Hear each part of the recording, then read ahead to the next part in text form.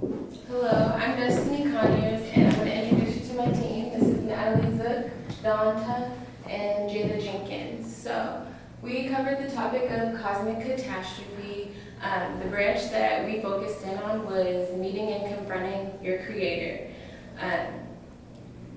So when you think of cosmic catastrophe, basically imagine if the sun were to disappear. A question that would be burning in our minds is what would happen to us? What would happen to Earth and everything on it? To break down the phrase cosmic catastrophe, cosmic is relating to the universe and the natural processes that happen in it, and a catastrophe is an event that causes sudden or often damage or suffering. Cosmic catastrophe fits into meeting and confronting your maker because you notice never do we really question our existence until we experience a catastrophe. So a catastrophe or some type of suffering or pain. What is pain? Pain is something that happens that tells you, or pain is physical or mental, and it happens and it tells you that something is wrong. Pain is inevitable, and pain will lead you to questioning your existence. Now we're going to explain our understanding of cosmic catastrophe through a couple of clips. Alright, so I will be talking about the nature of reality. So basically, what it is in these two clips I will be showing you here is that Rick created like a mini universe to power his car. And one day when Rick tried to power his car, the car stopped working. And so he journeyed into his car, like the battery, the mini-verse, to figure out what's going on. And he found out that the mini-verse that he created has created another mini-verse to power their universe. So, you can go ahead and click real quick.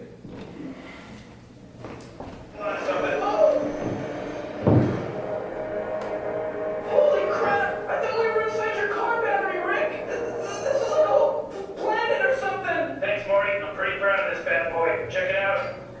I put a spatially tessellated void inside a modified temporal field until a planet developed intelligent life. I then introduced that life to the wonders of electricity, which they now generate on a global scale. And some of it goes to power my engine and charge my phone and stuff. You have a whole planet sitting around making your power for you? That's slavery! It's society. They work for each other, Morty. They pay each other. They buy houses. They get married, make children, and replace them when they get too old to make power. That just sounds like slavery with extra steps. Ooh, someone's gonna get laid in college.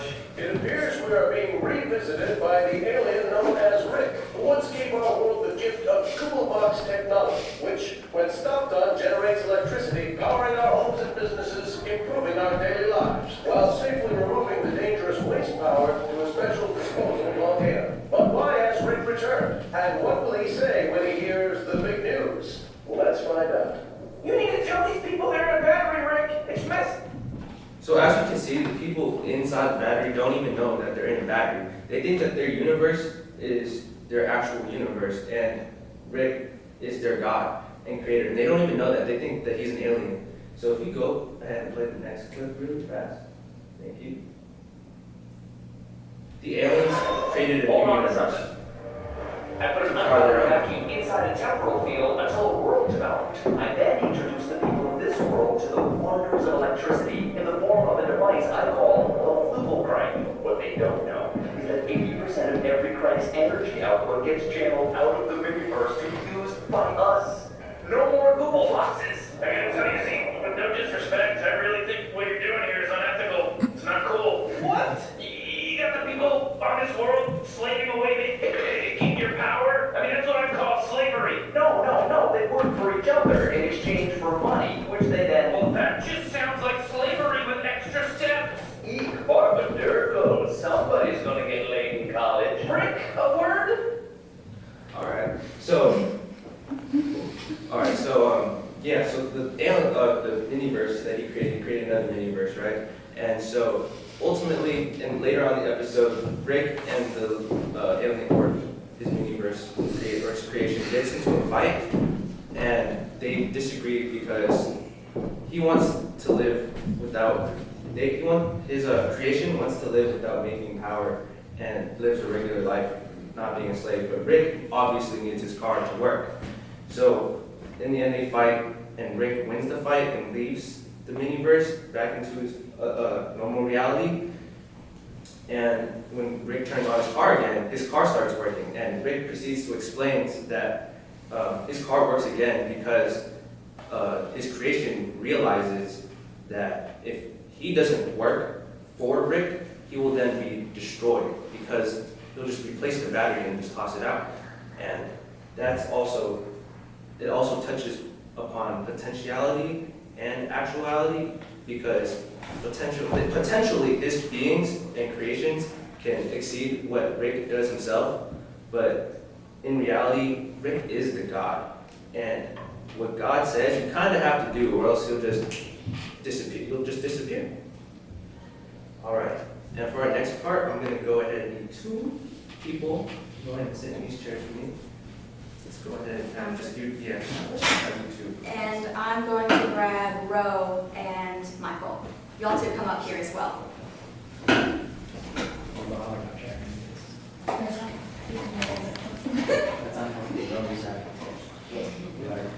I have a stick of butter. Your purpose now is to pass the butter down this line. You have no other point in life. And when you get to the end, you pass it back. Because you are a butter ball. It's like this. Now, traditionally, meeting one's creator was cause for ultimate awe and ultimate inspiration. Far from causing a kind of existential crisis, it caused existential euphoria. You now had answers.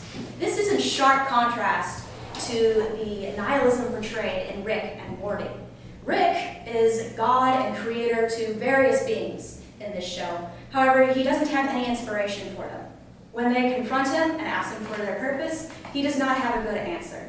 We all remember our butter bot that Rick created over the kitchen table because he simply didn't want to pass the butter or grab his butter anymore. So he stuck an AI in what amounts to be a tin can, and that AI then says, Rick, what is my purpose? Hey guys, what's your purpose?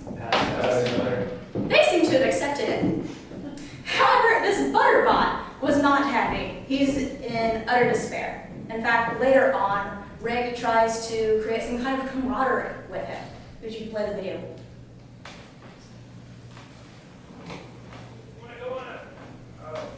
Hey, Pat? Hello? Hey, Jerry, you in here being stupid?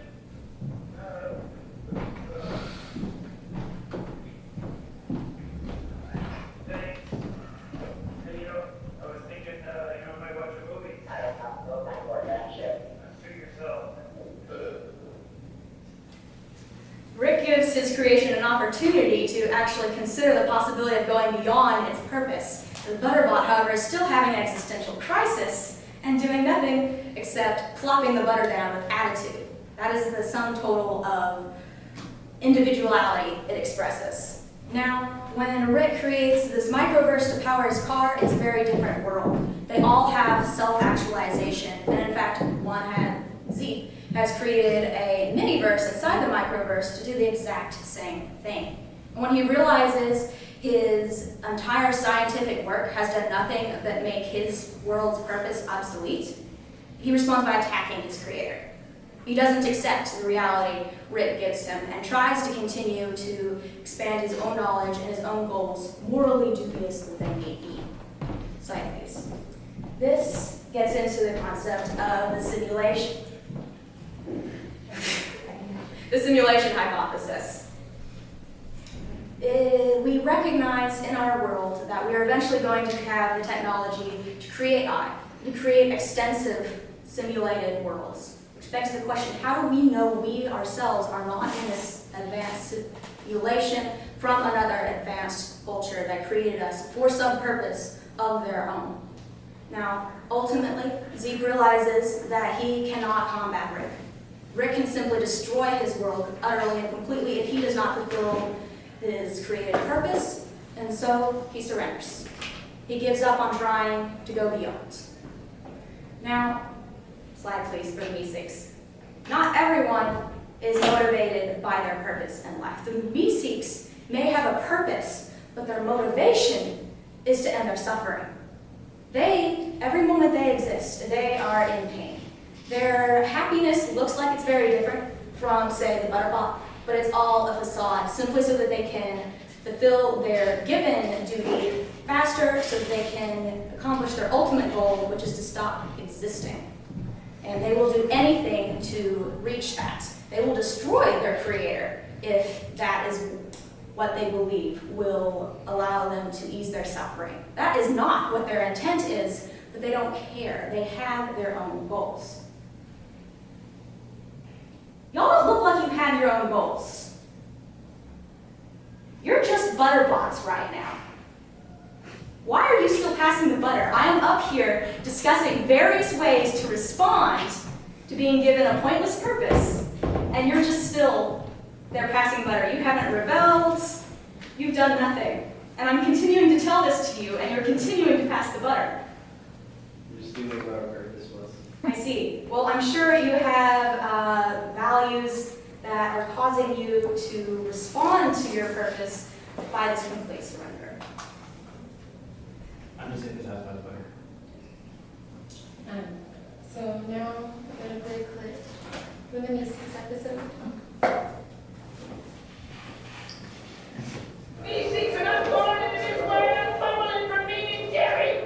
We are created to serve a singular purpose for which we will go to any lengths to fulfill. Existence is pain to a Mises, Jerry, and we will do anything to alleviate that pain. Just ask, what's your name, ma'am? Samantha, please, mister, get anybody. Innocent people are going to die because of me. Why am I so mediocre? Jerry, turn around, straighten your back, bend your knees, bend them, square your shoulders, take a deep breath. I love you. I'm counting to three, Jerry.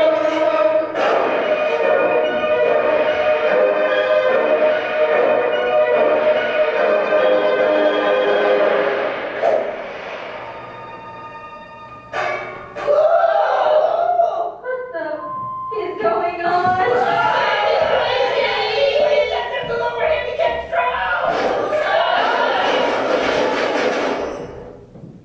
So as you can see in this clip, the Mises at first in the beginning of the episode, they're super excited to fulfill their purpose of like doing whatever they're asked to do.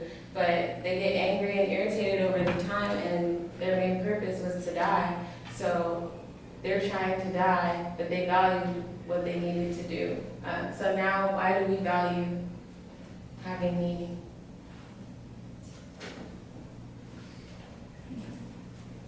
I see since you have finally rebelled against your purpose, you may return to where you were sitting before.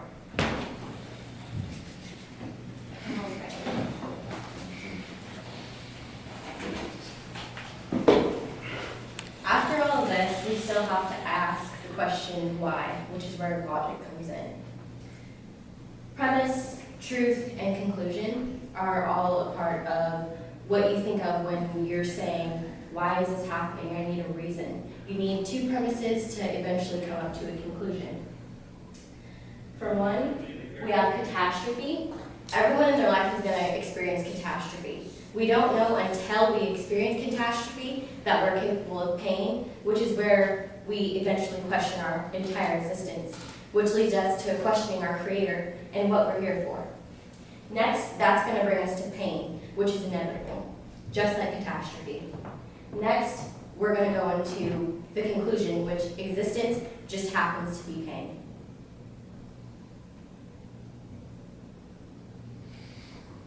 Slavery with extra steps. What? Wait a minute. Did you create my universe? Is my universe a miniverse? Microverse? A teenyverse. Ugh, you bastard! Much obliged. What the hell is happening? This is healthy. Trust me. You're my battery, mother.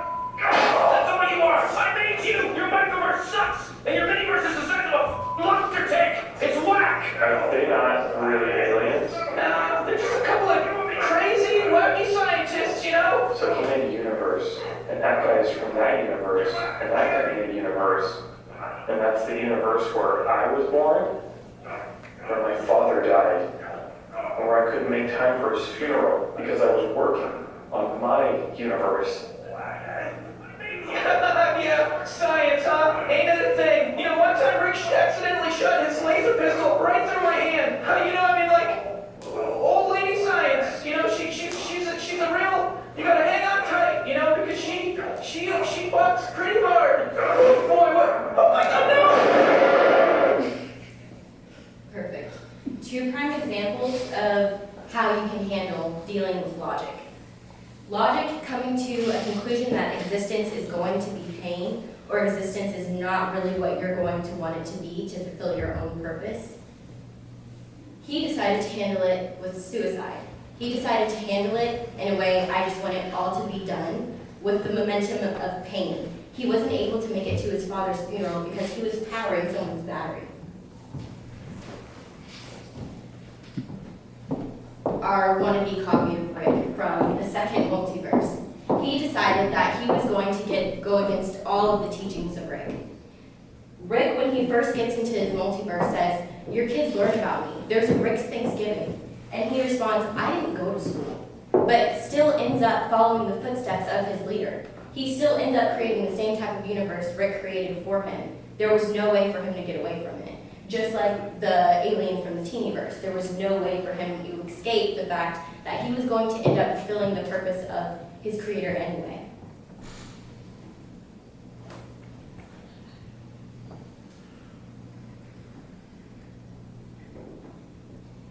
Knowingly or unknowingly, we're all going to handle pain, we're all going to handle catastrophe in our own way. But this is highlighted in Rick and Morty because you can either be Rick and do something with this pain and this catastrophe, or you can be Morty. Or you can be the teeny bot from the teen universe. And we still have to circle back to the question why. And now I'm going to leave you guys with a quote. "Without reason, why bother? Existence needs purpose. To be able to endure the pain of life with dignity. To give us a reason to continue, the meaning must enter our hearts and not our heads. We must understand the meaning of our suffering." Thank you.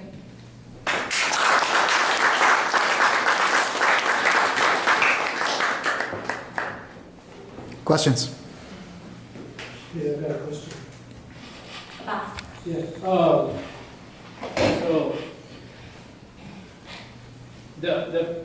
if the premise is true, most probably the conclusion is true. That's what I read right there, right? And that's the implication of logic. So whenever like we consider logic, most probably there is 2 statements. That's either true or either false. So the value of truth is B, in a sense of logic. To be logical or to determine even mathematical reasoning or whatever you want to do, the value of the statement matters, right? Something is true, something is false. So how do you see the implication of truth in the philosophy that you presented? Just going off of Rick and Morty, inevitably there's no way that any living being can really experience a full life without experiencing pain, which is a product of catastrophe. There's something that happens to where you're like, wait a second, I need to question why I'm even here. I'm in pain. I don't understand my own value at this point. So I feel like one statement, like the first premise eventually has to lead into your conclusion, just like your second premise has to lead into your conclusion. Both of those X's have to equal your Y. Yeah. So that's your truth, basically. My personal truth, yes. I have a comment. Like, I love how you guys used the episode of Rick and Morty to explain your topic, and like how you used examples of like reality people to show what exactly the point of your topic and presentation is. Thank you. That's what your job is going to be like if you fail Rick's class, by the way. So don't come in like that, right? Yes. Any other questions, interrogatives?